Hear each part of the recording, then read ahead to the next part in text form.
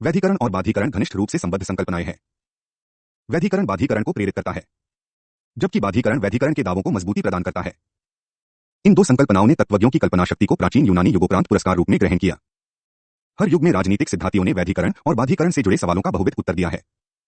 इन प्रश्नों व उनका समर्थन करते तर्कों पर पुनर्विचार का प्रयास रुचिकर के साथ साथ शिक्षाप्रद भी रहेगा। वैधीकरण का अर्थ है यह घोषित करना कि वैध क्या है, यानी स्थापित नियमों, सिद्धांतों अथवा मानदंडों के अनुसार है। यह वो विषय वस्तु है जो राज्य सर्वप्रधान शासक अथवा सरकार के कानूनों व विधानों से संबंधित है।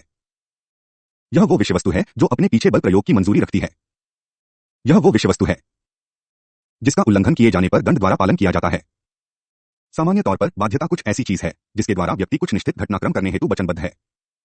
यह कुछ ऐसी बात है जो कर्तव्य बोध से उठती है। यह यो बीज है जो एक व्यक्ति को किसी कर्तव्य से अधीनता स्वीकरण से बांचती है। एक अर्थ में यह कानूनी रूप से आभारी होने की दशा है। ये दी संकल्पनाएं वैधीकरण और बाधीकरण इस प्रकार संबद्ध हैं कि पूर्ववर्ती किसी चीज की मांग करने अथवा तत्परता के साथ लगे रहने का प्रयास करती है, जबकि परवर्ती स्वीकार करने अथवा अनुसरण करने का प्रयास करती है। वैधीकरण एक आज्ञापालन खोज चेष्टा की विषय वस्तु है, जबकि बाधीकरण प्रभुत्व स्वीकरण की विषय वस्तु है।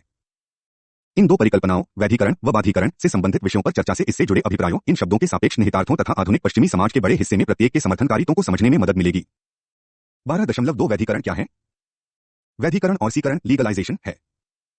इसका मतलब है कि विधिसंगत वो है जी न्यायसंगत है, और विलोमतः जो विधिसंगत नहीं है, यानी जो कानून स्थापित नियमों, मान्य मानदंडों के अनुसार नहीं है, वैध नहीं है। इस अर्थ में ही वैधीकरण उससे जुड़ा है जो कानून संगत है। अक्षरशः वैधीकरण का अर्थ है वैध बनाना। विधि व्यवस्था के गठनांतर्गत वैधीकरण को समझना इस शब्द के बहुत ही संकीर्ण भाव को ग्रहण करना होगा। वस्तुतः वैधीकरण अपने वैधत्ववादी संपृक्तार्थ से काफी परे है और इसमें उन प्रक्रियाओं का जमघट है जिनके द्वारा किसी कार्य को वैध माना जाता है। वे प्रक्रियाएं वाकई आधारभूत है, न सिर्फ किसी समाज में सत्ता संबंधों के प्रति ही, बल्कि उसकी आर्थिक, सामाजिक एवं वैचारिक पद्धतियों के प्रति भी। राज्य सत्ता के वैध होने का अर्थ महज यह नहीं कि राज्य के लिए सत्ता प्रयोग न्यायसंगत है। इसका अर्थ यह भी है कि इसकी शक्ति को उनकी मान्यता प्राप्त है जिन पर कि यह प्रयोग की जाती है।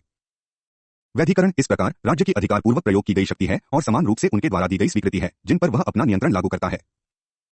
सत्ता का गठन और उसका प्रयोग वैध होगा यदि विधि व न्याय विचार, आधार स्वरूप नैतिक मूल्यों, सामाजिक आस्थाओं, विद्यमान उत्पादी आर्थिक संबंध को शामिल कर प्रदत्त समाज में विद्यमान उन लोगों से मेल खाते हैं जिन पर कि राज्य सत्ता प्रयोग करता है और सामान्यतया प्रदत्त समाज द्वारा संपूर्ण माने जाते हैं। इतना समझने के बाद यदि आप इसके अंतर्भूत निहितार्थों को पहनना चाहे, वैधीकरण की संकल्पना में प्रथमतः शामिल हैं 1 राज्य की गतिविधियों के वैधीकृत प्रतिमान, 2 उस समाज की मूल्य पद्धतियों जिसमें कि राज्य नियंत्रण लागू करता है, और 3 नागरिक निकाय राज्य सत्ता को न्यायसंगत रूप से संस्थापित मानता है।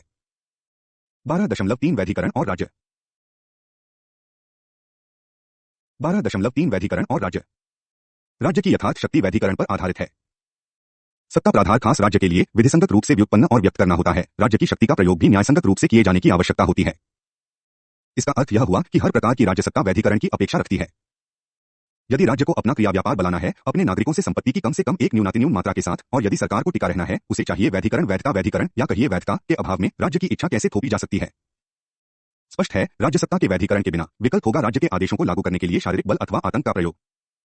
एक लोकतांत्रिक रूप से संरचित समाज में राज्य सत्ता तब वैध होती है जब अब लोगों पर शासन करने की शक्ति लोगों द्वारा ही दी जाती है और लोक बहुमत द्वारा ही प्रयोग की जाती है। इसका मतलब हुआ कि जो लोग सत्ता प्रयोग करते हैं वे लोगों द्वारा सिर्फ एक सीमित अवधि के लिए ही प्रत्यक्ष या परोक्ष रूप से चुने जाते हैं, और तब भी जब कोई नियंत्रण व्यवस्था उचित हो, जब राज्य सत्ता देश के संविधान में उल्लिखित सिद्धांतों, खासकर जो वैधता से संबंधित हो, के अनुसार प्रयोग की जाती है। राज्य अकेले ही शक्ति संपन्न है। शक्ति अर्थी है लोगों पर शासन करने की, सार्वजनिक मामलों की देखरेख करने की, सामाजिक अमन कायम करने की, व्यवस्था की रक्षा करने की। राज्य का ही दायित्व है कि देश की रक्षार्थ पूर्वापाय करे और उसके हितों को प्रोत्साहित करे। अपने दायित्व निर्वहन के कारण ही राज्य शक्ति संपन्न है। राज्य सत्ता ही उस कर्तव्य का अनिवार्य उपसाध्य है जिसको निभाने की उससे उम्मीद की जाती है। सत्ता ही इस प्रकार उस कठिन कार्य का अपरिहार्य निष्कर्ष बटा परिणाम है जिसे करने के लिए राज्य से अपील की जाती है। राज्य सत्ता संपन्न है यथा सत्ता प्रयोग का राज्य को वैध अधिकार है। इस बात को ही वैधीकरण कहा जा सकता है। वैधीकरण में शामिल है वैध रूप से विहित राज्य सत्ता का प्रयोग। इस प्रकार वैधीकरण का एक पहलू है सत्ता प्रयोग हेतु समर्थित एक अंतर्भूत वैध प्राधिकार, जिसका अर्थ है अपने प्राधिकार प्रयोग हेतु राज्य की शक्ति इस प्रावधान के साथ कि वह सत्ता संपन्न है और उससे भी अधिक सत्ता प्रयोग न्यायसंगत वैध रूप से प्राधिकृत है। वैधीकरण राज्य से एक से अधिक तरीकों से जुड़ा है। राज्य से यह इस अर्थ में जुड़ा है कि अपनी सत्ता के प्रयोगार्थ कानूनी अधिकार अकेले राज्य के पास ही है। यह राज्य से इस अर्थ में भी जुड़ा है कि राज्य जो करता है, इस तथ्य के आधार पर जायज है कि राज्य अकेले ही वह करने को प्राधिकृत है जो वह करता है। यह राज्य से इस अर्थ में जुड़ा है कि राज्येच्छा प्रयोग ही लिखित, अलिखित अथवा दोनों राजनीतिक व्यवस्था में विद्यमान पहले से ही बने हुए आधारभूत नियमों द्वारा स्वीकृत विधिसंगत प्रयोग है। दृष्टांततः जहां सत्ता प्रयोग का विधिसंगत अनुमोदन नहीं, यही कोई वैधीकरण नहीं। वैधीकरण इसीलिए प्रतिमानों, नियमों व विनियमों के एक ऐसे सेट की मांग करता है जिसके आधार पर राज्य सत्ता प्रयोग करे।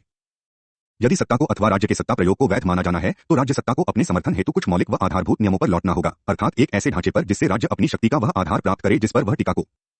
वैधिकरण महज प्राधारिक नियमों व विनियमों की विषय वस्तु नहीं है, यह प्रक्रिया की भी विषय वस्तु है। इसको इसीलिए उन बुनियादी रास्तों की जरूरत होती है जिन पर होकर राज्य सत्ता गुजरे। राज्य सत्ता को विधिसंगत होने के लिए कुछ प्रक्रियाओं का पालन करना पड़ता है और कुछ पूर्व निर्धारित प्रक्रियाओं के माध्यम से काम करना पड़ता है। वैधिकरण कोई घुमावदार भ्रमण नहीं, यह पहले यही निर्धारित सुस्थापित मार्ग पर बलता एक प्रक्रियात्मक अनुसरण है। राज्य 6 प्रसंग में पैधिवारण उत्तराष्ट्र ते श्री सम्मति ही वेक्षा छता के नहीं वधु लपनी सत्ता प्रभोग। जब राज्य सत्ता राष्ट्र द्वारा स्वीकार कर ली जाती है तो कोई वैधिकरण संकट नहीं रहता। वैधिकरण संकट तब पैदा होता है जब राज्य सत्ता को यथास्थिति में प्रयोग किए जाने पर राष्ट्र अथवा उसके किसी मार्ग द्वारा चुनौती दी जाती है। 2.2 वैधिकरण और वैधता। यदि वैधिकरण वही है जो वैध है और यदि वह यही है जो है वह राज्य सत्ता व विशेष रूप से राज्य सत्ता प्रयोग और जिस तरीके से उसे प्रयोग किया जाना चाहिए अथवा कम से कम उस तरीके से जिससे वह प्रयोग की जाती है जुड़ा है। इस अर्थ में वैधिकरण काफी कुछ वैधता की संकल्पना से मिलता जुलता है। किसी राज्य की वैधता के संबंध में जो सत्य है वह एक राज्य के वैधीकरण के संबंध में भी सत्य है। यह मूल रूप से राज्य के शासन करने के दावे को स्वीकार करने हेतु राष्ट्र की तत्परता को इंगित करता है। लोग स्वयं पर हासन करने हेतु राज्य के दावे को तभी स्वीकार करेंगे जब वे राज्य को वैध मानेंगे। कोई भी व्यक्ति अवैध राज्य का आज्ञापालन नहीं करेगा। वैधीकरण न कि अवैधीकरण आज्ञापालन को प्रेरित करेगा। वैधीकरण और वैधता दोनों ही स्वयं राष्ट्र पर शासनार्थ राज्य के कानूनी अधिकार को स्वीकार करने हेतु राष्ट्र की उत्सुकता का तत्व रखते हैं। वैधीकरण व वैधता दोनों जो स्वीकार नहीं करते हैं वो है किसी भी प्रकार की यादृच्छिकता। अपने सत्ता प्रयोग में सरकारी अधिकारियों की यादृच्छिकता शब्द विशेष के कानूनी अर्थ में वैधा हो सकती है, परंतु समाजशास्त्रीय अर्थ में ऐसा नहीं हो सकता। वैध होना प्रभावकारी होना है, परंतु अनिवार्यतः यथेच्छ नहीं। वैधीकरण व वैधता में स्वीकृति व तत्परता के तत्व अवश्य शामिल है। किसी सरकार अथवा राज्य को वैधता संपन्न तभी कहा जा सकता है जब उसके शासनाधिकार को अधिकांश लोग स्वीकार करते हों, न कि बस थोड़े से लोग। एक सैनिक शासन के दौरान जहां अधिकतर लोग इस प्रकार के शासन के विरोधाधिकार के अभाव में उसे स्वीकार कर लेते हैं और उसका आज्ञापालन करते हैं, परंतु ऐसा करने से कोई सैनिक शासन वैध नहीं हो जाता। वैधता तभी प्रकट होती है जब लोग बिना किसी बल प्रयोग के राज्य के शासनाधिकार को स्वीकार करें। वैधीकरण ही वैधता को जन्म देता है और वैधता ही राज्य के शासनाधिकार को स्वीकार करने हेतु लोगों को प्रेरित करती है। वैधीकरण और वैधता एक दूसरे के संपूरक है। पूर्ववर्ती परवर्ती के लिए आधार तैयार करता है, जबकि परवर्ती अपनी शक्ति पूर्ववर्ती से ही प्राप्त करता है। जबकि वैधीकरण राज्य से गहरे जुड़ी एक संकल्पना है, वैधता ही है जिससे राज्य मूलतः संबद्ध है। वैधीकरण राज्य का मात्र सहवर्ती लक्ष्य है, जबकि वैधता राज्य की जान है। वैधता व वैचीकरण दोनों के बीच पूर्ववर्ती प्राथमिक है जबकि परवर्ती गौण। इन दोनों के बीच अंतर का महत्व है जो कि राज्य द्वारा सत्ता अथवा उसके प्रयोग के संबंध में उससे जुड़ा है। ये दोनों संकल्पनाएं एक दूसरे के विरोध में काम करने की बजाय एक दूसरे के साथ अधिक काम करती है। वैधता या कहें आत्मवैधीकरण ही सत्ता को प्राधिकार में बदलता है। सत्ता कंबल वैधता के माध्यम से अथवा वैधीकरण प्रक्रिया के माध्यम से ही प्राधिकार बनती है। वैधीकरण प्रक्रिया के बिना सत्ता यादृच्छिकता अथवा महज बल प्रयोग बन जाती है। इसी कारण वैधता ही है जो सत्ता को प्राधिकार में बदल देती है। प्राधिकार वैधीकरण के अभाव में सत्ता एक पाश्विक बल प्रयोग बन जाती है। श्वेतों के अल्पमत शासन के दौरान दक्षिण अफ्रीका में पृथग्यासन शासन प्रणाली का उल्लेख वैधतारहित सत्ता शासन के उदाहरण रूप में किया जा सकता है। वहीं जैसा कि ज्ञात है, एक श्वेत अल्पसंख्यक जाति द्वारा सभी राजनीतिक अधिकारों का उपभोग किया जाता था और उनकी सरकार अश्वेत बहुसंख्यक जाति पर शासन करती थी। उस देश में सरकार को कोई वैध अधिकार प्राप्त नहीं था, क्योंकि अपार बहुसंख्यक लोगों अश्वेतों की नजर में उसके पास वैधता का अभाव था।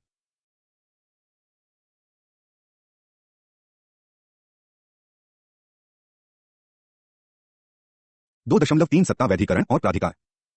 वैधीकरण के एक पलड़े में सत्ता है और दूसरे में प्राधिकार। वैचीकरण के माध्यम से ही सत्ता प्राधिकार में बदली जाती है। वैधीकरण विहीन सत्ता पाश्विक बल प्रयोग है। वैधीकरण सत्ता को एक कानूनी अधिकार बना देता है। यह सरकार को प्राधिकृत करता है कि यह लोगों पर शासन करे। वैधीकरण के बिना कोई भी प्राधिकरण कानूनी रूप से सत्ता प्रयोग नहीं कर सकता। प्राधिकार सत्ता संपन्न होता है क्योंकि वैधीकरण उसे सत्ता प्रयोग हेतु प्राधिकृत करता है। पूरे मावाद को सहज रूप में प्रस्तुत करने के लिए यह कहा जा सकता है कि कोई सरकार तभी है जब यह वैध हो।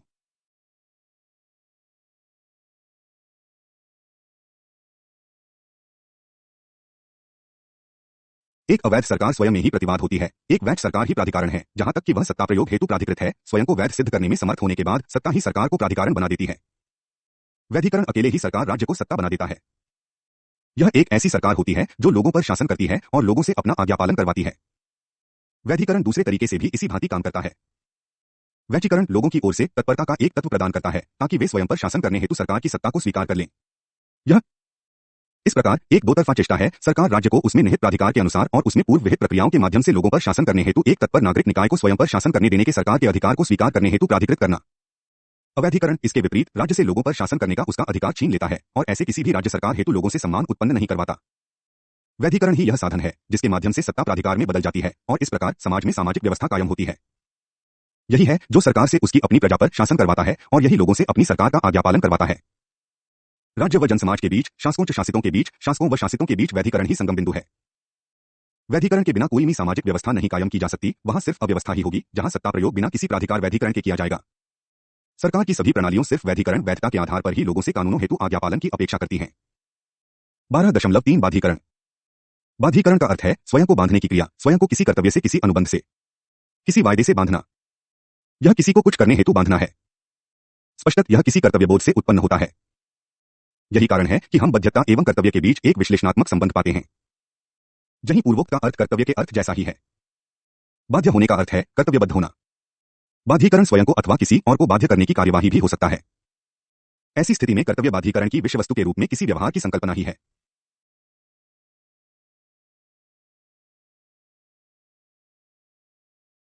लोग अपने कर्तव्य पालन हेतु बाध्य है। एक कर्तव्य थोपती इच्छा अथवा किसी बाध्यकारी इच्छा के बिना कोई बाधीकरण नहीं हो सकता। बाधीकरण हम स्पष्ट रूप से देख सकते हैं। एक दुतरफा स्थिति है। यह एक संबंधात्मक संकल्पना है। प्रथम, यह वैयक्तिक व्यक्तियों के बीच एक संबंध के लिए प्रयोग किया जाता है। उदाहरण के लिए, हर व्यक्ति किसी दूसरे के प्रति बाध्यताधीन है। लोग एक दूसरे के प्रति अत्यंत कृतज्ञ होते हैं या कहिए हुआ करते हैं। दूसरे, यह किसी व्यक्ति और एक किसी संस्था जैसे कि सरकार के बीच संबंध के लिए प्रयोग किया जाता है। किसी मानव व्यक्ति अथवा सरकार के प्रति किसी बाध्यता के अधीन होना किसी चीज का आभारी होने के लिए हो सकता है। सरकार के एक व्यक्ति की बाध्यता के उदाहरण में इसका अर्थ हो सकता है आज्ञापालन का आभारी होना। राज्य अथवा सरकार के प्रति किसी व्यक्ति की बाध्यता के उदाहरण में इसका अर्थ है कि राज्य अथवा सरकार के व्यक्ति पर अनुकूल अधिकार है। बाधीकरण शब्द को और स्पष्ट रूप से समझने के लिए बेहतर होगा हम बाधीकरण शब्द को आभार की बजाय बाध्य से ही जोड़े। किसी के भी प्रति किसी भी चीज के लिए हम बिना किसी स्पष्ट भाव से किसी कार्य को करने हेतु बाध्य हो सकते हैं। बाध्य होना बंधन में होना नहीं है। इसका सर्वोत्तम रूप में अर्थ है किसी वश्यता स्वीकरण का अनुमोदन या कहिए स्वतंत्रता की एक निश्चित मात्रा को गंवाना। जब हम वश्यता स्वीकरण सकारते हैं, हम कुछ निश्चित मर्यादाओं में रहकर काम करना स्वीकार करते हैं और इस प्रकार का वश्यता स्वीकरण तब तक कायम रहता है जब तक बाधीकरण बना रहता है। गंवाई गई स्वतंत्रता की एक निश्चित मात्रा तब तक फिर से प्राप्त नहीं होती जब तक कि बाधीकरण रद्द न हो जाए। इतना समझ लेने पर यदि आप उसके अंतर्भूत निहितार्थों को जानना चाहें तो बाधीकरण की संकल्पना में शामिल है एक, स्वयं को किसी कर्तव्य से बांधने की क्रिया, किसी संबंधात्मक संबंध की विशेषता सूचक स्थिति। 2, व्यक्तिजनों के ऊपर सुनिश्चित अधिकारों से संपन्न एक प्राधिकरण माना सरकार और इस प्रकार के प्राधिकरण के कानूनों का पालन करने को सहमत होते व्यक्तिजन।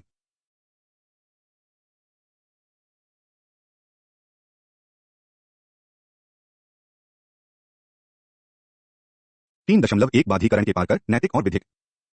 सनी बाध्यताएं एक सी नहीं होती। कुछ बाध्यताएं ऐसी होती है जिनके प्रति हम सचेत होते हैं। उदाहरण के लिए ऋणग्रस्त न होना एक ऐसी बाध्यता है जिसके प्रति हम सचेत है। ऋणग्रस्त महसूस करना दूसरी ओर एक ऐसी बाध्यता है जिसके प्रति हम सचेत नहीं भी हो सकते हैं। यदि उदाहरण के लिए एक व्यक्ति कर भुगतान हेतु कानून द्वारा बाध्य है, यह बाध्यता उसके इस बात के प्रति अनभिज्ञ होने की वास्तविकता से कम नहीं होती। यदि कोई व्यक्ति, दूसरा उदाहरण ले, सैन्य सेवा हेतु उत्तरदायी है, आने में अपने नितांत अनिच्छुक होने के बावजूद बुलावे की अपील को स्वीकार करने व आज्ञापालन करने हेतु कोई कम बाध्य नहीं है। हमारी सभी कानूनी व राजनीतिक बाध्यताएं स्पष्टत ये बाध्यताएं हैं जिनके प्रति हम पूरी तरह जागरूक है। कानूनी अथवा राजनीतिक अथवा दोनों बाध्यताओं के बारे में जो सत्य हो सकता है, नैतिक बाध्यता के संबंध में सत्य हो सकता है, संभवतः नहीं भी हो सकता। ऐसी बाध्यताएं भी होती हैं, माना वायदे जो हम करते हैं और जिनको निभाने की उम्मीद की जाती है, जो उन व्यक्तियों की जानकारी के बगैर अस्तित्व में नहीं आ सकती जिनकी बाध्यताएं वे हैं। दूसरी ओर किसी के बुजुर्ग माता पिता की देखभाल संबंधी ऐसी बाध्यताएं भी होती हैं जिनके लिए यह सत्य नहीं हो सकता और जिनके लिए किसी व्यक्ति के साथ ऐसा नहीं हो सकता कि यह ताबेदारी हेतु एक बाध्यता हो। इस प्रकार एक नैतिक बाध्यता के विषय में हम कह सकते हैं कि व्यक्ति की ऐसी कोई नैतिक बाध्यता नहीं हो सकती जिसके प्रति यह जागरूक न हो। इसीलिए कर्तव्य शब्द ही है जो नैतिक बाध्यता के निकट है और बाध्यता शब्द ही है जो कानूनी बटा राजनीतिक बाध्यता के समीप है। कर्तव्य हमारी नैतिक बाध्यता की बात करता है। अतः यह निष्कर्ष नहीं निकाला जाना चाहिए कि कर्तव्य और बाध्यता परस्पर विरोधी हैं। बाध्यता में कर्तव्य का अनुपात है और कर्तव्य में बाध्यता का अनुपात है। कर्तव्य बाध्यता पर ध्यान दिए जाने की मांग करता है और बाध्यता कर्तव्य पर ध्यान दिए जाने की उम्मीद रखता है। कोई बाध्यता कर्तव्य की भीति एक बाध्यता पहले है और उसके बाद यह कि बाध्यता कानूनी बटा राजनीतिक अथवा नैतिक है, यह सचेत है अथवा नहीं, यह बनावटी है अथवा यह सिद्ध है, यह स्वैच्छिक है अथवा यह स्वेच्छा विरुद्ध है। महज यह ज्ञान की कोई बाध्यता अस्तित्व में है उसे कानूनी अथवा राजनीतिक नहीं बना देता, क्योंकि एक व्यक्ति जो यह नहीं जानता कि उसकी बाध्यता क्या है उसे नैतिक बाध्यता बाध्य नहीं करेगी।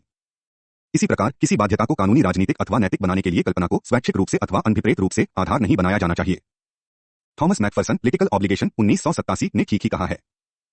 हमें, मेरा ख्याल है, सामान्यतः एक स्वैच्छिक रूप से अकल्पित कर्तव्य हेतु नैतिक बाध्यता विषयक अभिव्यक्ति प्रयोग के लिए अनिच्छुक रहना चाहिए। अनुबंध द्वारा राजनैतिक बाध्यता अभिव्यक्ति के अंतर्गत आने वाले कुछ उदाहरण निश्चित रूप से ऐसे उदाहरण हैं जहां हमारी ऐसी बाध्यताएं हैं जो हमने स्वैच्छिक रूप से कल्पित नहीं की है। 3.2 कर्तव्य, बाध्यता और विवाद। कर्तव्य और बाध्यता में काफी समानताएं हैं। शायद ही कोई ऐसी चीज हो जो इन दोनों को अलग करती हो। इन दोनों के बीच एक स्पष्ट विश्लेषणात्मक संबंध है। बाध्यता और कर्तव्य प्रायः एक ही अर्थ रखते हैं। बाध्य होने का अर्थ है कर्तव्य रखना, कर्तव्य पालन का अर्थ है बाध्यता का निष्पादन। बाध्यता स्वयं को अथवा किसी अन्य और को बाध्य करने की कार्यवाही भी हो सकती है। ऐसी स्थिति में कर्तव्य एक बाध्यता की विषय वस्तु के रूप में किसी व्यवहार की परिकल्पना है। जब हम कहते हैं कि लोग अपना कर्तव्य निभाते हैं, सामान्यतः हमारा मतलब होता है कि वे एक कार्यवाही विशेष करने हेतु बाध्यता के अधीन है। यह इस प्रकार स्पष्ट है कि ऐसी कोई बाध्यता नहीं हो सकती जो एक कर्तव्यारोपण करती इच्छा अथवा बाध्यकारी इच्छा के बिना हो। बाध्यताएं चूंकि अनेक प्रकार की होती है, हो सकता है कि ये नानारूप बाध्यताएं एक दूसरे के विपरीत पड़ जाएं।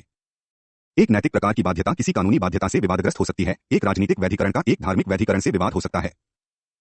हल निकालने का कोई भी प्रवास धर्म ज्ञान या नैतिक ज्ञान के गंभीर संघर्षों को अवश्यंभावी बना सकता अथवा प्रेरित कर सकता है। किसी कानूनी बाध्यता अथवा राजनीतिक बाध्यता के बीच संघर्ष की संभावना कम प्रथार्थप्रत लग सकती है, परंतु एक नैतिक बाध्यता और राजनीतिक बाध्यता के बीच विवाद एक वास्तविक संघर्ष हो सकता है और प्राय होता है। उदाहरण के लिए, विपत्तिग्रस्त किसी दोस्त की मदद करने के लिए नैतिक बाध्यता समय से मुझे कर भुगतान करने की मेरी कानूनी बाध्यता के विपरीत पड़ सकती है। एक अनिवार्य टीका अथवा मान लीजिए कनीकरण एक राजनीतिक बाध्यता की कार्यवाही हो सकती है, जबकि धार्मिक बाध्यता एकदम उलट व्यवहार की अपेक्षा कर सकती है। बाध्यताओं के नाना प्रकारों के संबंध में एक ज्यादा महत्वपूर्ण प्रश्न है, और यह नाना प्रकार के कर्तव्यों के विषय में सत्य है कि जब विभिन्न बाध्यताएं एक दूसरे के विपरीत होती है, हम किसका पक्ष लेते हैं? क्या हम एक निश्चित प्रकार की बाध्यता का पालन करते हैं और दूसरे प्रकार को ठुकरा देते हैं? इन विभिन्न प्रकार की बाध्यताओं अथवा कर्तव्यों के प्रति निष्पक्ष होने के लिए हमें उन्हें निभाना पड़ता है, और किंचित ही ऐसा होता है कि हम एक की कीमत पर दूसरे को बलिदान उपेक्षित कर दें।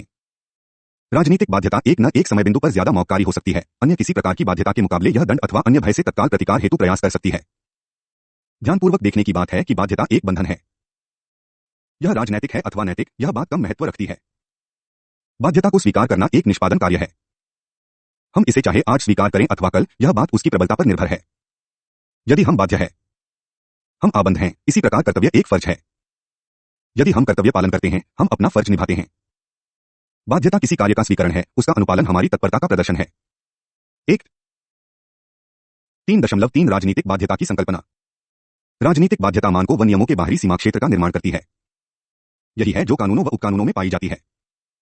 यही है जो उन कर्तव्यों के निकाय से जुड़ी है जिनके प्रति नागरिकों को दंड अथवा अन्य कानूनी परिणामों के भय द्वारा पालन करने के लिए कानूनी रूप से मजबूर किया जा सकता है। राजनीतिक बाध्यता नागरिकों द्वारा पालन किए जाने वाले विधिसंगत कर्तव्यों की श्रृंखला मानकर चलती है। उनके अनुपालन पर आमतौर पर दंड दिया जाता है अथवा अभिभावी नियमों कानूनों द्वारा उसकी तजवीज की जाती है। इसका हालांकि यह अर्थ नहीं लिया जाना चाहिए कि राजनीतिक बाध्यता बिल्कुल कानूनी बाध्यता जैसी होती है। राजनीतिक बाध्यता कानूनी बाध्यता के सीमा क्षेत्र से परे है। राजनीतिक बाध्यता राज्य के कानूनों के अनुपालन की मांग करती तो है, परंतु यह बाध्यता प्रयोजनों के रक्षार्थ व्यवस्था को चुनौती देने के साधनों को भी स्वीकार करती है।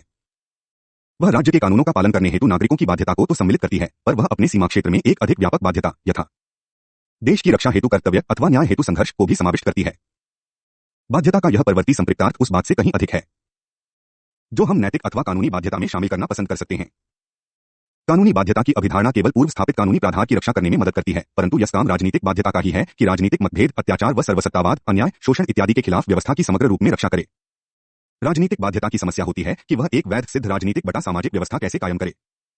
एक सामाजिक राजनीतिक व्यवस्था की रचना अथवा पुनर्निर्माण एक बाध्यता है जिसको राजनीतिक बाध्यता की संकल्पना के अंतर्गत लिया जाता है।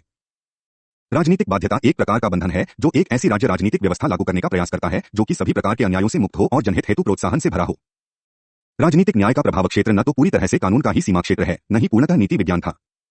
यह नीति विज्ञान और कानून के बीच स्थिति सीमा क्षेत्र है।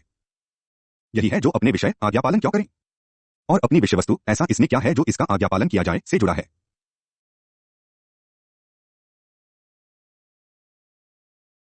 4 सरकार के प्रति आज्ञाकारी क्यों होना चाहिए। किसी सरकार के प्रति कर्तव्यपरायणता ही मात्र एक कानूनी तथ्य नहीं है, यह एक राजनीतिक तथ्य भी है। लोग कानून का पालन इस सच्चाई की वजह से ज्यादा करते हैं कि उसका आज्ञापालन करना अच्छी बात है, इस वजह से भी कि वे मानते हैं कि कानून जारी करने वाली सरकार एक वैध सरकार है। वस्तुत ऐसी सरकार का आज्ञापालन करना कोई पसंद नहीं करेगा जो उसे लगता है कि वैध नहीं है। यदि कोई व्यक्ति सरकार की अवज्ञा करने को खड़ा होता है, यह इस कारण होगा कि यह व्यक्ति सरकार का आज्ञापालन नहीं करना चाहता। यदि आज्ञापालन स्वैच्छिक है, कानूनों का पालन करने हेतु तत्परता भी स्वैच्छिक है। आमतौर पर लोग कानूनों का पालन करते हैं। वे ऐसा इसलिए करते हैं कि वे उस सरकार को स्वीकार करते हैं जो उन पर शासन करती है। ये ऐसा इसलिए करते हैं कि वे उस व्यवस्था को मानते हैं जिसमें रहकर यह सरकार चलती है। और यदि वे उस सरकार की अवज्ञा करना चाहते हैं, वे ऐसा करते हैं क्योंकि वे सरकार के साथ साथ समग्र व्यवस्था को स्वीकार करने के अनिच्छुक होते हैं। राज्यों व सरकारों की वैधता इस बात पर निर्भर है कि लोग उन्हें और आसपास के सामाजिक संसार को किस नजर से देखते हैं और वे नैतिक रूप से सही किस चीज को मानते हैं जिसे वह नैतिक रूप से उचित मानते हैं। उन अनेक कारकों का परिणाम होता है जो लोगों को प्रभावित करते हैं। सारे प्रभावों का परिणाम जिसको जन्म देता है उसे वैधीकरण प्रक्रिया कहा जा सकता है। एक बार उत्पन्न हुई अथवा विकसित हुई वैधता समस्त भविष्य की कथावस्तु नहीं है, यह एक प्रक्रिया है जो निरंतर चलती रहती है। राज्य आगे चलता रहता है क्योंकि लोग चाहते हैं कि वह आगे बढ़े। राज्य हमें याद रखना चाहिए इसलिए नहीं बल्कि कि उसके पास सत्ता है। दुर्गमनीय सत्ता अपने आप कायम नहीं रहती, उसको लोगों की स्वीकृति और समर्थन हासिल करना पड़ता है, उसको अपनी उस शक्ति से संपन्न होना पड़ता है जो कि उसके द्वारा धारण किए जाने वाले शारीरिक बल से कहीं अधिक होती है। इसका अर्थ यह हुआ कि राज्यों को अपनी वैधता अख्तियार करनी पड़ती है, यानी सरकार लोगों पर शासन करती है क्योंकि उसे शासन करने का वैध अधिकार प्राप्त है। 4.1 वैधीकरण और बाध्यता पितृसत्तावाद का आधार। और बाध्यता पितृसत्तावाद का आधार। ऐसे बहुत से आधार हैं जिनको लेकर एक खास प्रकार की सरकार लोगों से आज्ञा पालन करवा सकती है। दूसरे शब्दों में, लोगों पर शासन करने हेतु राज्य व सरकार के वैधीकरण और सरकार की आज्ञा पालन करने हेतु लोगों के बाध्यीकरण के आधार बहुत से सिद्धांतों में पाए जाते हैं। ऐसे ही एक सिद्धांत को पितृसत्तावाद नाम दिया जा सकता है, यथा एक ऐसा सिद्धांत जिसको सबसे अच्छी तरह राजाओं के ईश्वर प्रदत्त अधिकार सिद्धांत के साथ साथ करिश्माई सिद्धांत में भी व्यक्त किया जा सकता है। ईश्वर प्रदत्त अधिकार सिद्धांत इस बात पर जोर देता है कि जो सत्ता राजाओं के रूप में इन शासकों के हाथ में है वह उन्हें ईश्वर द्वारा प्रदान की गई थी। राजा शासन करते हैं क्योंकि ईश्वर उन्हें शासन करने हेतु प्राधिकृत करता है। राजा के प्राधिकार का आधार धर्म है जो राज्य को एक दैवी संस्था बनाता है। वैधता इस प्रकार के सिद्धांत में राजाओं में निहित है जो ईश्वर विहित शक्ति रखते हैं। प्रजा ईश्वर प्रदत्त अधिकार सिद्धांत दावा करता है राजाओं के आज्ञा पालन हेतु बाध्य है। उनकी अवज्ञा न सिर्फ अपराध को जन्म देती है बल्कि पाप भी करवाती है। निरंकुश आज्ञा पालन ईश्वर प्रदत्त अधिकार सिद्धांत का एक विशेषता सूचक लक्षण है। राजनीतिक विरोध को देवी शासक के खिलाफ एक राजद्रोह समझा जाता है। ईश्वर प्रदत्त अधिकार सिद्धांत अपने अवगुणों के बावजूद शासकों की वैधता को स्थापित करते एक वेदवाक्य के साथ साथ देवी रूप से नियुक्त शासकों के आज्ञा पालन हेतु लोगों की बाध्यता के रूप में भी प्रचलित था। इस प्रकार के सिद्धांत ने वैधीकरण और बाध्यीकरण का एक ढांचा प्रदान किया। राजागण शक्तियों के वैध चारकों के रूप में शासन करते थे और प्रजा यह मानकर उन्हें स्वीकार करती थी और उनका आज्ञापालन करती थी कि यह सब ईश्वर के आदेश से हुई दृश्य घटना है। धर्म देवी सिद्धांत के प्रसिद्ध कारक के रूप में राजतंत्रीय निरंकुश शासकों के साथ साथ उनका आज्ञापालन करने हेतु प्रजा की बाध्यता को भी वैध सिद्ध करता है। पितृसत्तावाद का एक रूप है जिसे वेबर के शब्दों में करिश्माई प्राधिकार के नाम से जाना जाता है। करिश्माई प्राधिकार सत्ताधारक व्यक्ति के नितांत व्यक्तित्व से संबद्ध एक वैयक्तिक प्राधिकार है। इस प्रकार का व्यक्ति अपने प्रभावशाली व्यक्तित्व के नितांत बल द्वारा ही सत्ता धारण करता है। थॉमस मैकफरसन का कहना है, जो कोई भी सत्ता रखता है माना जा सकता है कि इसका अधिकार रखता है। यह आगे कहते हैं, हम चुंबकीय व्यक्तित्व वाले लोगों, जन्मजात नेताओं इत्यादि के बारे में सुनते ही रहते हैं। तर्क इस प्रकार दिया जाता है, समय समय पर विशेषकर संकट काल में लोग बांटते हैं उनका नेतृत्व किया जाए और वे उस व्यक्ति की शक्ति के अनुसार करते हैं जिसमें उनके नेता के रूप में स्वयं आगे आने का साहस हो। Wesley, Hitler, Churchill. इतिहास इस प्रकार के करिश्माई प्राधिकार का साक्षी है जहां लोग इच्छापूर्वक आज्ञा पालन करते हैं अथवा कुछ ऐसे नेताओं को प्राधिकार सौंप देते हैं जिनकी शक्ति एक व्यक्ति के नितांत व्यक्तित्व में निहित होती है। ऐसे व्यक्तियों को आमतौर पर करिश्माई नेताओं के रूप में जाना जाता है। लोग उन्हें कुछ असाधारण व्यक्तिगत गुणों के कारण नेता रूप में स्वीकार करते हैं और उनके प्रति अपनी कर्तव्यपरायणता भी दर्शाते हैं क्योंकि वे आश्चर्यजनक स्पष्टता लिए कुछ आदर्शों का प्रतिनिधित्व करते हैं। चमत्कारिकतावाद इस प्रकार एक प्रकार का पैतृकवाद ही है। परंपरावाद भी पितृसत्तावाद का एक अन्य उदाहरण होने का भाव देता है। प्राचीनतम समाजों में लोग स्वयं पर कुछ लोगों को स्वीकार करते थे क्योंकि उनका मानना था कि इन शासकों का स्मरणातीत काल से अनुगम होता आया है। लोग आज्ञापालन करते हैं क्योंकि वे पारंपरिक रूप से आज्ञापालन करते आए हैं। आज्ञाकारिता एक व्यवहार की विषय वस्तु बन जाती है। इस प्रकार के प्राधिकरण का स्वीकरण भी परंपरागत रूप से आधारित विश्वास की विषय वस्तु है। 4.2 वैधीकरण और बाध्यीकरण अनुबंध का आधार। संविदा सिद्धांत, जिसकी संविदात्मकतावादियों विशेषकर हॉब्बस, लॉक एवं रूसो द्वारा वकालत की गई है, सरकार की वैधता तथा सरकार के आज्ञापालन हेतु लोगों की बाध्यता के लिए एक दूसरा आधार प्रस्तुत करता है। कुछ हद तक यह सिद्धांत वैधीकरण एवं बाध्यीकरण का एक वैध अथवा वैधप्राय आधार प्रस्तुत करता है। हमें सरकार का आज्ञापालन करना चाहिए क्योंकि हम ऐसा करने हेतु इकरार कर चुके हैं। यदि वास्तव में ऐसा ही होता, आज्ञापालन और शासन की स्वीकृत बाध्यताएं प्रकट होती। संविदा सिद्धांत एक वैधीकरण प्रतिपाद्य विषय प्रस्तुत करता है जो कहता है कि सरकार शासन करने के अपने अधिकार के कारण शासन करती है, चाहे यह अधिकार लियार्थन हॉम्बस के उदाहरण में, जिसका शाब्दिक अर्थ है वित्ताकार सामुद्रिक जीव, को भेंट स्वरूप दे दिया जाए, यथा एक समझौते के माध्यम से कि राज्य लोगों के अधिकारों की रक्षा करेगा, जैसा कि जॉन लॉक के उदाहरण में है, अथवा ऐसी सरकार के माध्यम से जो आम इच्छा पर आधारित हो, जैसा कि रूसी चाहते हैं हम विश्वास करें। राज्य उसी के अनुसार लोगों पर शासन करने का अधिकार रखता है जैसा कि लोगों द्वारा अनुबंध किया गया है। यह पूरा संविदा सिद्धांत सरकार के आज्ञापालन हेतु लोगों की बाध्यता के लिए एक तर्क भी प्रस्तुत करता है। यह भी संविदा के आधार माध्यम से। संविदा सिद्धांत को इस बात की संभावना अनुसंधान के लिए इतना ज्यादा नहीं समझा जा सकता कि इस प्रकार का अनुबंध कमी किया भी गया था या नहीं। सिर्फ यह नतीजा निकाला जा सकता है कि लोगों पर शासन करने का राज्य का कानूनी अधिकार होता है और राज्य के आज्ञापालन हेतु लोगों का कानूनी कर्तव्य होता है। इस बात में कोई शक नहीं कि राज्य इसलिए अस्तित्व रखता है कि उसे कानून और व्यवस्था कायम रखनी पड़ती है। उसका सातत्य उन बाह्य संबंधों में निहित है जो यह अपने क्षेत्र में रहने वाले लोगों के बीच कायम करता है। इस प्रकार इसके आधार में कानूनी ढांचा होता है जिसके माध्यम से लोग औपचारिक संबंध दर्शाते हैं। राज्य कानून द्वारा विहित प्रक्रिया के अनुसार राज करता है, साथ ही उसके अनुसार जो देश का कानून यानी संविधान उससे अपेक्षा करता है। संविदा सिद्धांत राज्य को वैध सिद्ध करता है और लोगों पर शासन करने की उसे एक पदवी की विषय वस्तु के रूप में वैधता प्रदान करता है। दूसरी ओर संविदा सिद्धांत राज्य के आज्ञापालन हेतु लोगों की बाध्यकरण प्रक्रिया को भी वैध सिद्ध करता है। लोग राज्य का आज्ञापालन करते हैं क्योंकि यह संविदा उनसे इस बाध्यता की मांग करती है कि वे राज्य द्वारा लागू व्यवस्थाओं से सम्मत होने के लिए कानूनी रूप से वचनबद्ध हैं। यह सिद्धांत जो विहित करता है वो है शासकों और शासितों के बीच एक वैध संबंध, पूर्ववर्ती को परवर्ती पर शासन हेतु आबद्ध करता हुआ, परवर्ती को पूर्ववर्ती के आज्ञापालन हेतु आबद्ध करता हुआ। यह सिद्धांत वास्तव में अनुपालन के लिए कोई गुंजाइश नहीं छोड़ता, अनुपालन का परिणाम दंड होता है। वैध और विधिसंगत प्राधिकार, कानून का शासन, कानूनी रूप से अनुकूलित ढांचा और वैध बाध्यकरण की एक श्रृंखला इत्यादि संविदा सिद्धांत के कुछ विशेषता सूचक लक्षण है।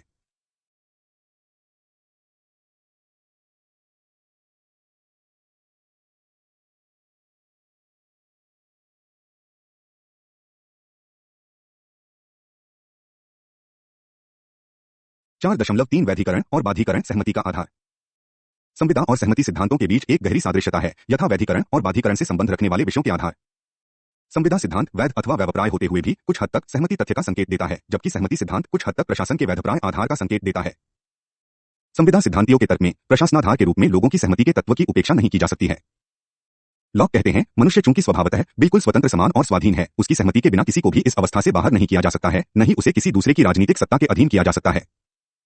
हम स्पष्टतः निष्कर्ष निकाल सकते हैं कि कोई व्यक्ति तब तक आज्ञापालन हेतु बाध्य नहीं है जब तक कि वह स्वैच्छिक रूप से ऐसा करने को सहमत न हो। लॉक यह संकेत करते प्रतीत होते हैं कि न सिर्फ सरकार स्थापित करने के लिए ही सहमति की आवश्यकता पड़ती है, बल्कि किसी व्यक्ति के जीवन और अधिकारों को प्रभावित करने वाले प्रत्येक सरकारी कार्य को रजामंदी की दरकार है। यह लिखते हैं, सर्वोच्च सत्ता किसी भी व्यक्ति से उसकी सहमति के बगैर उसकी संपत्ति का कोई भी अंश नहीं ले सकती है। लॉक का तर्क है कि किसी भी व्यक्ति से ऐसा कुछ भी नहीं मांगा जाना चाहिए जो उसकी अनुत्पीड़क व संज्ञापूर्ण इच्छा के अनुसार न हो। रूसो का आम इच्छा सिद्धांत सहमति के एक अन्य उदाहरण के रूप में प्रस्तुत किया जा सकता है। ग्लेन टिंडर, क्रिटिकल थिंकिंग 1986 कहते हैं, कोई सरकार आज्ञापालन योग्य है यदि उसकी आज्ञाएं उसके माफिक हैं, जिसे रूसो ने आम इच्छा नाम दिया।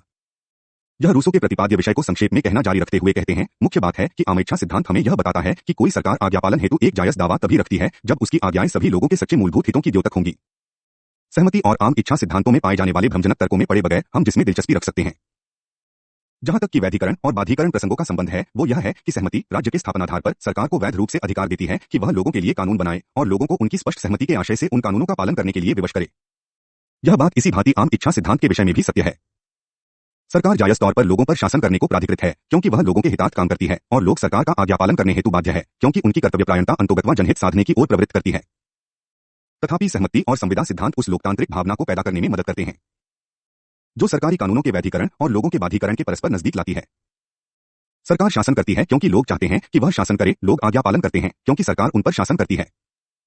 लोकतांत्रिक विषय वस्तु एक और सरकार को स्वयं ही वैधीकरण प्रदान करती है और दूसरी ओर सरकार के आज्ञापालन हेतु लोगों के बाध्यकरण की अपेक्षा करती है।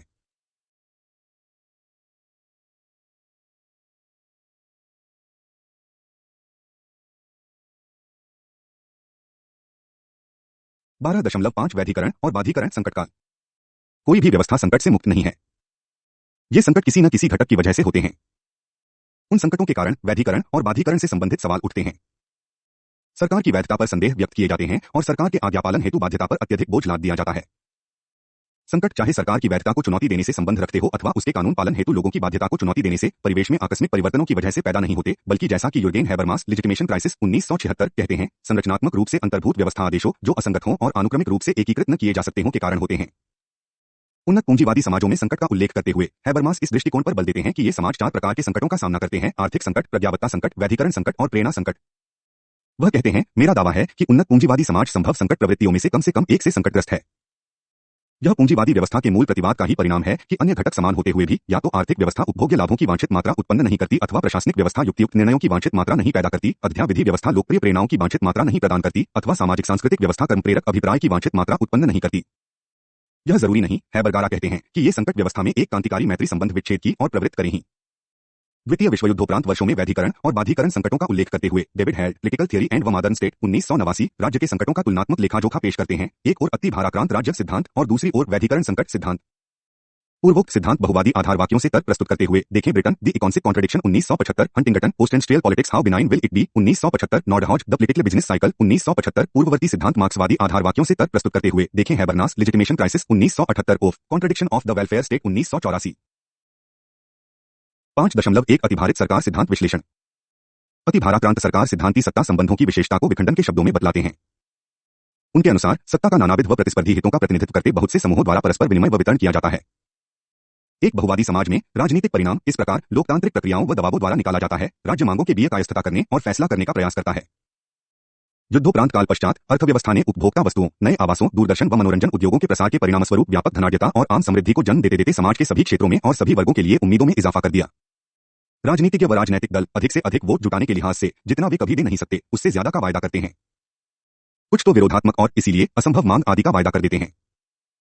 राजनीतिक दलों के बीच अंतोगत्वा एक सदा बृहत्तर वायदों के चक्र की ओर प्रवृत्त एक अनवरत और निरंतर प्रतिस्पर्धा कायम है। ऐसे बहुवादी समाज राजनीतिक अखाड़े में लोगों से उनके समर्थन के बदले में किए गए मनगढ़ंत वस्तुपरक वायदों के माध्यम से लोकतांत्रिक मूल्यों के पीछे तत्परता से लगे रहते हुए उन राजनीतिक दलों के मार्फत काम करते हैं जो तुष्टीकरण की रणनीतियों अपनाते हैं। वे ऐसा इसलिए करते हैं क्योंकि अपने समर्थन को खतरे में नहीं डालना चाहते हैं। वे भविष्य में अपने वोटों के घट जाने के भय से ऐसा करते हैं। राजनीतिक दल किसी भी क्षेत्र में सख्त कार्रवाई से बचते हैं। ये अर्थव्यवस्था को सही रास्ते पर लाने के वायदे नहीं करते, न ही वे उग्रवादी कदम उठाने करने का प्रयास करते हैं। तुष्टीकरण युक्तियां सभी जगह व्याप्त है। प्रशासन में स्वास्थ्य, शिक्षा, औद्योगिक संबंधों, मूल्यों व आमदनियों से संबंधित अधिकतर राज्य अभिकरण दुर्वह अनुपाति में बढ़ते हैं। नौकरशाहियों पनपति हैं जो प्रायः उन लक्ष्यों को साधने में विफल रहती हैं जिनके लिए वे मूल रूप से बनाई गई थी। बहुवादी समाजों में राज्य एक दृढ़ और प्रभावशाली प्रबंधन प्रदान करने में असफल सिद्ध होता है। वह अपनी उन योजनाओं की लागत पूरी करने में असमर्थ रहता है जो यह अपनी प्रजा की सदावर्तमान आशाओं को पूरा करने के नाम पर लोगों से उनके वोट हासिल करने के लिए तैयार रहता है। वह मुद्रास्फीति रोकने में असमर्थ रहता है क्योंकि उसकी सार्वजनिक व्यय प्रक्रियाएं कभी नहीं रुकी। परिणामतः जैसे ही राज्य विकसित होता है वह वैयक्तिक पहलकारी के कार्यक्षेत्र को प्रगामी रूप से नष्ट कर देता है, जहां स्वतंत्र निजी उद्यम हेतु स्थान समाप्त हो जाता है। लोकतंत्र बहुवादी समाजों में महज एक कहानी का ढींचा बन जाता है और इस प्रक्रिया में अपना लोकोपकारी मूल्य खो देता है। राज्य सार्वजनिक मामलों को प्रभावशाली ढंग से निपटाने में अक्षम हो जाता है। अधिकतर यह शक्तिशाली आर्थिक संगठित समूहों के हाथों में एक खिलौना बन जाता है और इस प्रक्रिया में एक निष्पक्ष और प्रभावी प्रशासन प्रदान करने वाली अपनी भूमिका को गवा देता है। व्यक्ति प्रभुसत्ता संपन्न बन जाता है, परंतु केवल शब्द के वाग्मितापूर्ण अर्थ में। स्वतंत्रता बिना किसी समानता आधार वाली अनुज्ञाओं की माला बन जाती है। सरकार का वैधीकरण बहुवादी समाजों में संदेह किए जाने को प्रेरित करता है। राज्य के आज्ञापालन हेतु लोगों की तरफ से बाधीकरण संदेह के घेरे में आ जाता है। एक दृढ़ और कृतसंकल्प राजनीतिक नेतृत्व अन्य बातों की संगति में जो लोकतांत्रिक दबावों तथा मांगों के प्रति उत्तरप्रद कम हो, थोड़ी बहुत शांति दे सकता है। डेविड हेल्ड के विचार 5.2 वैधीकरण संकटकाल सिद्धांत विश्लेषण। अतिभाराक्रांत सरकार सिद्धांत की तुलना में वैधीकरण संकट सिद्धांती पहले मार्क्सवादियों से शुरू करते हुए यह तर्क देते हैं कि जबकि बहुवादी समाजों में लोकतांत्रिक व प्रतिनिधि प्रक्रियाओं के औपचारिक नियमों के माध्यम से सरकारी पद के लिए राजनीतिक दल होड़ करते हैं, उनकी सत्ता को निजी पूंजी संचय द्वारा जन्मे संसाधनों पर राज्य की निर्भरता द्वारा सख्ती से रोका जाता है। अर्थव्यवस्था इस प्रकार गठित की जाती है कि सामाजिक रूप से उत्पादित बीजों के लिए संसाधनों का निजी विनियोग हो, उत्पादन को लाभ बढ़ाने के लिए सुव्यवस्थित रूप दिया जाता है। इस प्रकार अर्थव्यवस्था वैधीकरण संकट सिद्धांती कहते हैं। यहां अस्थिर रहती है जहां आर्थिक वृद्धि सामान्यतः और निरंतर संकटों से विदीर्ण रहती है। राज्य इस प्रकार की अर्थव्यवस्था के अंतर्गत पर्याप्त नीति कौशल विकसित नहीं कर सकता। परिणामतः सरकारी नीति या योजना में निरंतर परिवर्तन और खराबी का एक उदाहरण नजर आएगा। हैबरमास और ओफ के अनुसार यही है प्रजायत्ता संकट अथवा एक युक्तियुक्त प्रशासन का संकट। रूढ़िवादी सरकार श्रमिक संघों के भय से अपनी लागतों व खर्चों को कम करने में असमर्थ होती है। श्रमिक से सरकार अपने आर्थिक कार्यक्रमों के पूंजीपति संगठनों द्वारा निष्फल कर दिए जाने के भय से सशक्त सामाजिक नीतियों लागू करने में असमर्थ होती है। राज्य योजना व नियंत्रण की सीमाओं में रहकर काम करता है। लोगों का राजनीतिकरण राज्य पर बृहत्तर मांगों को उकसाता है। चूंकि ये मांगें आमतौर पर पूरी नहीं होती क्योंकि व्यवस्था इतनी अधिक उदारता की अनुमति नहीं देती, वैधीकरण और प्रेरणा संकट पनपते हैं और उसके बाद संघर्ष होता है। इस प्रकार जन्मे संकटों व संघर्षों को व्यापक विवाद हस्तक्षेप की जरूरत होती है। जबकि राज्य की मुख्य चिताएं पूंजीवादी अर्थव्यवस्था कायम रखने और यदि संभव हो उसे मजबूत करने तथा वर्ग विरोधों को नियंत्रित करने पर अभिलक्षित होती है, वह शक्तिशाली समूहों, व्यापार समुदाय और श्रमिक संचों दोनों का समर्थन सुनिश्चित करने का प्रयास करता है। राज्य आर्थिक व राजनीतिक दोनों संकटों से बचने के लिए अर्थव्यवस्था व सभ्य समाज के क्षेत्रों को अपने हाथ में ले लेता है। वह प्रशासनिक प्राचारों को भी बढ़ाता है। जटिलताएं बढ़ती है, साथ ही बढ़ती है सहयोग और मितव्ययिता को बढ़ाने की आवश्यकता। राज्य को अपने वित्त साधन बढ़ाने पड़ते हैं ताकि वह लोगों को सदावर्तमान आशाओं को पूरा कर सके। वित्त करारोपण अथवा पूंजी बाजारों से ऋणों के माध्यम से उपलब्ध होता है जो बदले में आर्थिक वृद्धि में हस्तक्षेप करता है। स्थायी स्फीति प्रक्रिया कभी समाप्त नहीं होती, सार्वजनिक वित्त संकट कभी समाप्त नहीं होता। व्यवस्था हमेशा दबाव व तनावग्रस्त रहती है। वैधता संदेह किए जाने को प्रेरित करती है और बाध्यता हमेशा दांव पर लगी रहती है। डेविड हेल्ड दोनों ही सिद्धांतों अतिभाराक्रांत सरकार विषय विशेष तथा वैधीकरण संकट सार में कुछ साझा सूत्र पाते हैं। यह साझा सूत्र इन बातों में निहित है। दोनों ही सिद्धांत सरकारी सत्ता में प्रभावशाली राजनीतिक कार्रवाई हेतु क्षमता पाते हैं। 8 दोनों का ही विचार है कि राज्य सत्ता अंतोगत्वा राज्य प्राधिकार स्वीकरण अतिभाराक्रांत सिद्धांती अथवा वैधता वैधीकरण संकट सिद्धांती पर निर्भर है। दोनों ही सिद्धांत यह निष्कर्ष देते हैं कि राज्य सत्ता प्रगामी रूप से क्षीण हो रही है। राज्य वर्तमानतः निष्प्रभावी अथवा तर्क शक्ति में कमजोर होता जा रहा है। 4 दोनों ही सिद्धांत इस बात से सहमत है कि राज्य सत्ता को गुप्त रूप से क्षति पहुंचाई जा रही है क्योंकि उसकी सत्ता अथवा वैधता निरंतर घट रही है। इस कदर की राज्य के आज्ञापालन हेतु लोगों के बाधीकरण की ओर से पारितोषिक रखा जाता है।